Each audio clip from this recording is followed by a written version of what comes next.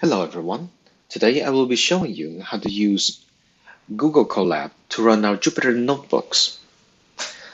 To access Google Colab, simply open up a browser and enter this link, colab.research.google.com. This link will also be available in the description below for you to copy and paste in. Now whenever you log on onto this page, there may or may not be a pop-up asking you whether to open a notebook or upload a new notebook. However, that option will not always be the case, so I will show you how to manually upload the notebooks. Go to File, then select Upload Notebook. Here you see that we can upload notebooks from Google Drive, GitHub, or from a local machine. However, since all of our files are hosted on GitHub already, simply go to GitHub, then copy and paste the second link in the description. This one is our GitHub repository. As you can see, it has all of our notebooks here available, even when they are in different folders and the repository. Now go to the right-hand side and you will see that there's an arrow pointing out of the square box. This will allow you to open the notebook in the new tab. And that helps us because even when our notebook is opened up in a new tab, our old tab will still contain all of these notebooks that we can open more and more, allowing us to navigate between the notebooks without rerunning the upload again. Now, for each of the notebooks, you will see that we have a code section and an output section. Our code section, the one that we always select, will always have a play button next to it.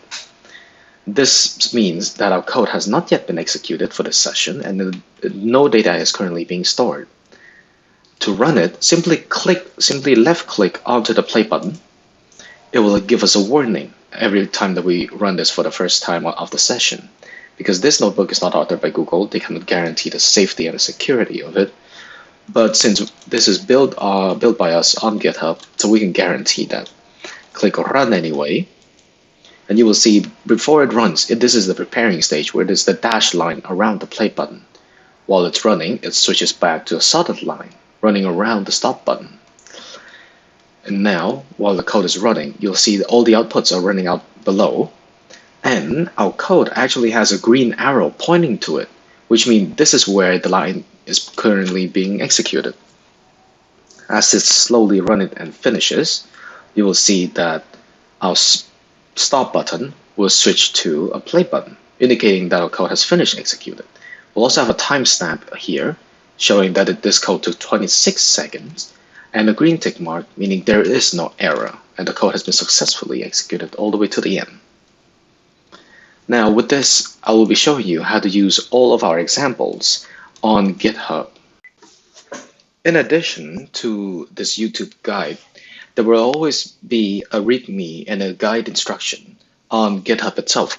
The link for the repository will also be available in the description of the playlist and of the video. Here, every single step will be shown with images for you to visualize and follow should you choose for a more quiet approach. Here we will see that in this playlist we will currently be going over 3 examples: sentence similarity pairs, sentence similarity rank, and zero-shot similarity. In each of them, you will see the purpose of this example. You will see how this example works in a logical high level, and then you will see how this one can be replicated again in Hugging Face itself with their own hosted API.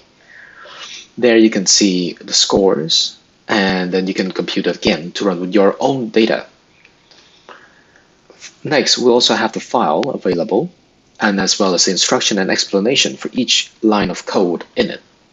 You will also be given access to the source here, where you can simply copy it over, so you don't have to find the page and copy it over manually. At the end of all of them, there will be an interpretation of the result for you, as well as a note if there's any additions, such as here, where all the scores are ranked for us.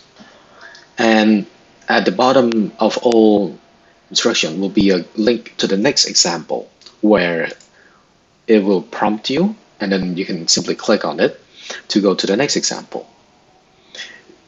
The link for the repository will also be available in the description of each video and of the playlist.